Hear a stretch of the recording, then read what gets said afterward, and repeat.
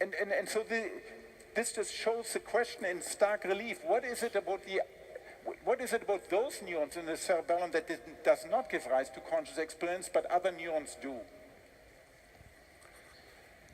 Okay, so we have identified, I'm not going to go in detail here, through a variety of different techniques, the part of the brain that needs to be active in order for there to be conscious experience is a part of the cerebral cortex, of the neocortex. Not everything in neocortex, but only certain parts of cortex, of the neurons here in roughly this part of the brain. This is exciting because now it's like hunting. It's like hunting. We're trying to hunt for the sources of consciousness in the brain. We're trying to smell it, and we're trying to hunt it using all sorts of different techniques. Why is it these neurons but not those? Do they look different? Do they have different connectivity? This is what we're trying to find out now. So,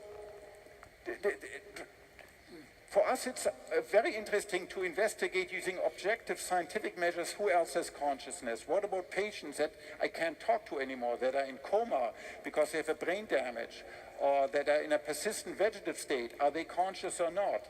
Is there anybody home? We believe if your EEG is flat, if your cortex has no more electrical activity, that you're not conscious. You're alive, but you're not conscious. But there are some patients that maybe sometimes have an EEG, or it's very irregular, and we're not sure, is there anybody home or not? And it's very important for us and for the loved one to know, is a patient alive but not conscious? Or does it feel like something to be a patient? We're interested in babies that can't talk yet. To what extent is a baby conscious?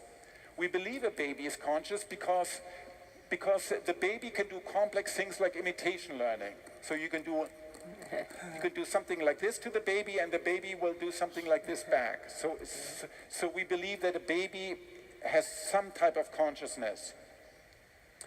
So these are patients, like this is a very famous patient, Terry Shiver, who was for 14 years in a state where we were not sure whether she was conscious or not. Most scientists believe she was not conscious, but she was alive.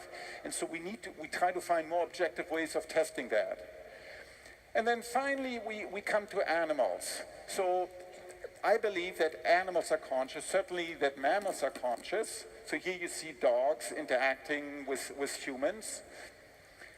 You can see dogs that behave very much like humans. So here's a dog who's looking at the owner eating a hamburger, and then the owner didn't give him the last bit of the hamburger, and the dog is surprised.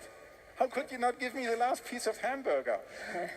It's the same response that humans would have. So for reasons like this, most biologists now are willing to accept that certainly mammals are conscious, mammals that have a neocortex, and we can study them in the laboratory.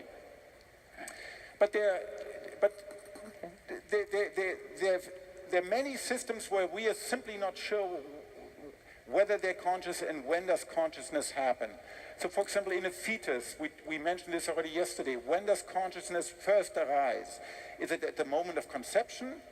Is it when you're actually born? There's some evidence that the